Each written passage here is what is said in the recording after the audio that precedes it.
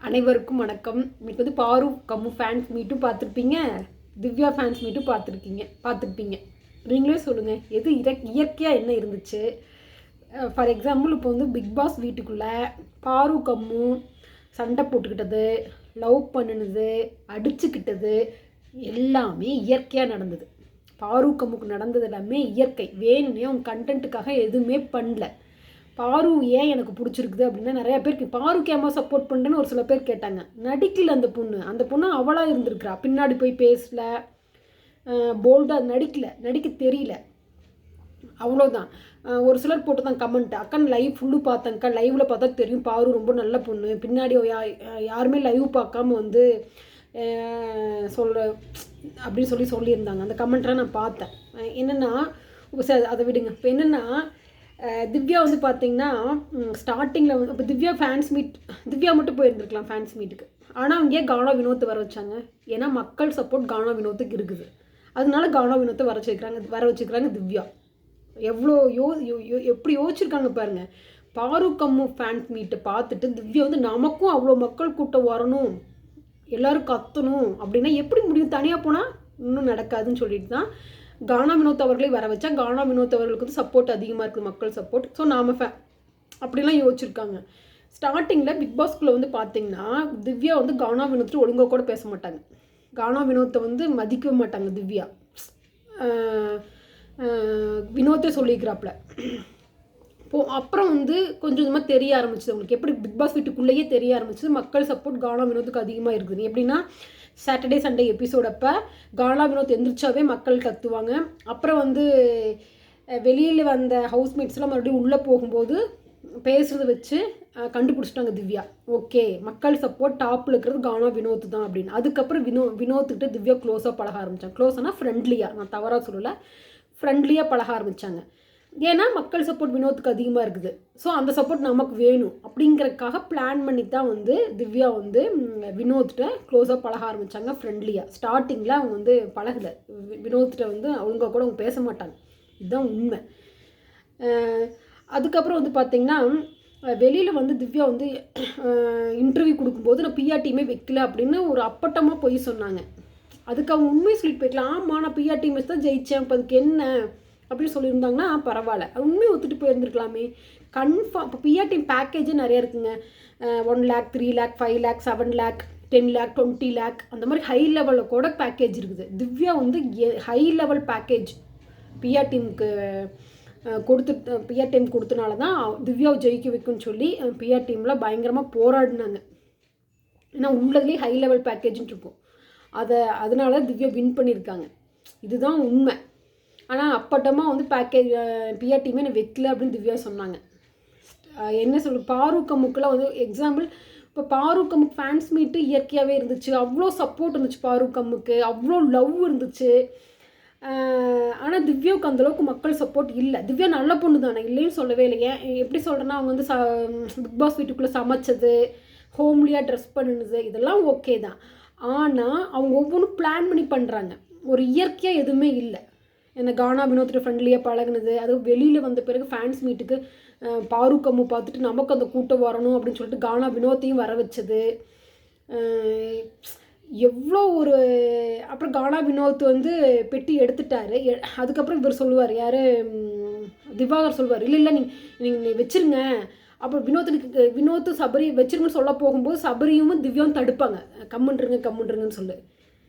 அதுக்கப்புறம் கானா வினோத் பெட்டி எடுத்துகிட்டு போன பிறகு சோகமாக இருக்கிற மாதிரி நடிப்பாங்க. திவ்யாவுக்கு நல்லா தெரியும் கானா வினோத் பெட்டி எடுத்துகிட்டு போனால் நாம் தான் டைட்டில் வின்னர் ஆக போகிறோம் நல்லா தெரிஞ்சு சோகமாக இருக்கிற மாதிரி நடிப்பாங்க. அதுக்கு அவங்க நேச்சுரலாகவே இருந்துட்டு போகலாம். இதெல்லாம் தான் இந்த என்ன சொல்கிறது, எல்லாமே அவங்க பிளான் பண்ணி தான் பண்ணுறாங்க. என்ன சொல்கிறது, இப்போ உங்களுக்கே தெரியும். இப்போ இந்த பாரு கம்மு வந்து எடிட் பண்ணி போட்டிருப்பாங்க. நிறைய பேர் பிஆர் டீம் கிடையாது, நிறைய பேர் தானாக பிடிச்சி பாரு கம்மு பிடிச்சி ஒரு சாங்கெலாம் போட்டு கிடையாது. பார்க்குறக்கே உண்மையான ட்ரூ லவ்வாக இருக்கும், தானாக அமைஞ்சது. அதுதான் இயற்கை. பாரு கம்முக்கு சண்டை வந்தது, அடிச்சுக்கிட்டது, 2 பேர் லவ் பண்ணினது எல்லாமே வந்து எக்ஸ்ட்ரீம் லெவலில் தான் இருக்கும். அது செயற்கை கிடையாது. அவங்க வந்து ரொம்ப டீப்பாக லவ் பண்ணதால தான் மக்கள் என்ன நினைப்பாங்க, நம்ம லிமிட்டை தாண்டக்கூடாதுன்னு தெரியாத அளவுக்கு லவ் பண்ணியிருந்துருக்குறாங்க. லவ் பண்ணி அப்புறம் சாண்ட்ராவை பிடிச்சி தள்ளி விட்டு ரெட் கார்டு வாங்கிட்டு வெளியில் வந்துட்டாங்க. அப்போலாம் அவங்களுக்கு வந்து மக்கள் சப்போர்ட் இல்லைன்னு நினச்சி தான் 2 பேர் வந்திருப்பாங்க ரெட் கார்டு வாங்கிட்டு வெளியில் வரும்போது. அப்புறம் இன்னொன்று இப்போ கம்முட்ட வந்து திவ்யா என்ன சொல்லியிருப்பாங்கன்னா, நீ பாரு கூட சேராதெல்லாம் தப்பு தானுங்க, நீ பாரு கூட சேராத, அதெல்லாம் ரொம்ப தப்பு. கம்மு வெளியில் போகும்போது திவ்யா அப்படின்னா இப்போ கம்மு கண்டுக்க மாட்டாங்க. ஸோ இதெல்லாம் வந்து ஒரு தப்பு தான் ஆனால் அவங்க இப்போ 2 பேர் ஃபேன்ஸ் மீட்டப்போ அவ்வளோ சப்போர்ட், மக்கள் சப்போர்ட் வந்துருக்குது பாரு கம்முக்கு. ஆனால் திவ்யாவுக்கு அந்தளவுக்கு சப்போர்ட் இல்லைன்னு தெரிஞ்சு தான் அவங்க காணோம் சபரி வர. அப்புறம் திவ்யாவோட பிஆர் டீம் என்னென்ன கஷ்டப்படுறாங்கப்பா. பாரு கம்முக்கு ஒரு சாங்கெல்லாம் இவ்வளோ அழகாக வருது, எடிட் இவ்வளோ அழகாக வருது, எப்படியோ திவ்யாவை நம்ம மேலே கொண்டு வரணும்னு சொல்லிட்டு திவ்யாவே சபரி வச்சு பிஆர் டீம்லாம் என்ன பண்ணாங்க, எடிட் பண்ணி சாங்கெலாம் போட்டாங்க. ஏங்க கொஞ்சமாக நியாயம் வேண்டாமா? சபரி திவ்யாவை லவ் பண்ணவே கிடையாது, திவ்யாவும் சபரி லவ் பண்ணவே கிடையாது. 2 பேரும் நல்ல ஃப்ரெண்டு தான், அவ்வளோதான்.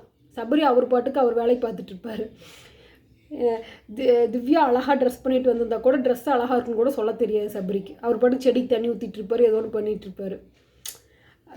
அவர் உண்டு ஒரு வேலை உண்டு தான் இருந்தார் சபரி.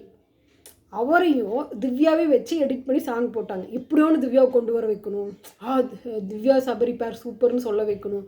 ஆனால் பிஆர் டீம் பயங்கரமாக வேலை செஞ்சுருக்குறாங்க, திவ்யா பிஆர் டீமு. என்ன சொல்ல. ஆனால் பாருக்கம்முக்கு வந்து அப்படிலாம் எதுவும் பண்ண தேவையில்லை. அவங்க 2 பேரும் அடிச்சுக்கிட்டது, லவ் பண்ணுறது, திட்டிக்கிட்டது எல்லாமே எடிட் பண்ணி போட்டாங்க, ப்ராப்ளம் ஆகிட்டாங்க. ஏன்னா இயற்கை, என்ன சொல்கிறது, இயற்கை செயற்கை இதுதான் வித்தியாசம். இயற்கையாக மாட்டிலிருந்து இயற்கையாக பால் கொண்டு வந்து காய வச்சு டீ காஃபி போட்டு குடிக்கிறதுக்கும் பவுட்ரு பாலுக்கும் வித்தியாசம் இருக்குதில்ல. எதுவும் எப்பவுமே இயற்கை தான் ஜெயிக்கும். சரி, ஓகேங்க. நான் வந்து ஸ்டோரியெல்லாம் போட்டிருக்கிறேன். ஸ்டோரியெல்லாம் நல்லா நான் வந்து நீதி கதையெல்லாம் போட்டாலும் போக மாட்டேங்குது, ஏன்னே தெரியல. ஏன் மக்களுக்கு வந்து மக்களே பாருங்கள், எது நல்லதோ அதை பார்க்குறதே இல்லைங்க. பிக் பாஸ் பற்றி பேசுனா பார்க்குறீங்க, அடுத்து அரசியல் பற்றி பேசுனா பார்ப்பாங்க. ஆனால் நான் தான் மாட்டிக்கணும் அரசியலை பற்றி பேசி. ஜெயிலில் பிடிச்சி போட்டாங்க, என்ன பண்ணுறது? நம்மளுமே குழந்தை எல்லாம் இருக்குது இல்லை.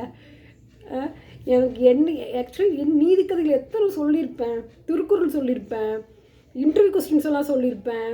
அதுக்கே வியூஸ் போகாமல் எனக்கு பிக் பாஸ் பற்றி பேசினா வியூஸ் போகுது.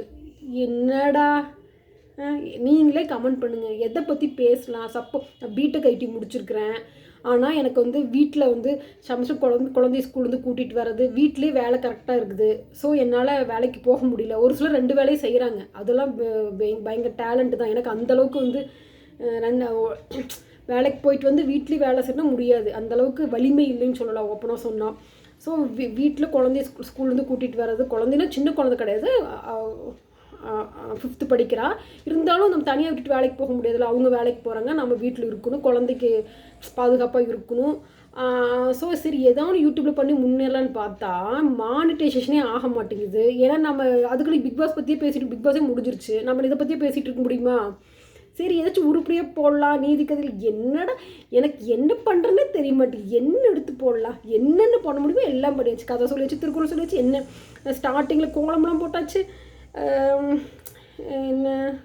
என்ன போய் பார்த்தது தெரியும். சென்னிமலை போய் குரங்குக்குள்ளே வாழைப்பழம் கொடுக்குறதுல எடுத்து போட்டாச்சு. வாட் கேன் ஐ டூ அப்படிங்கிற மாதிரி ஆயிடுச்சு. கொஞ்சம் முன்னேறி என்ன மானிட்டைசேஷன் ஆகலை, வாட் கேன் ஐ டூ. என்ன கண்டென்ட் போட்டால் மக்கள் தொடர்ந்து பார்ப்பீங்க, கொஞ்சம் சப்போர்ட் பண்ணுங்கள்.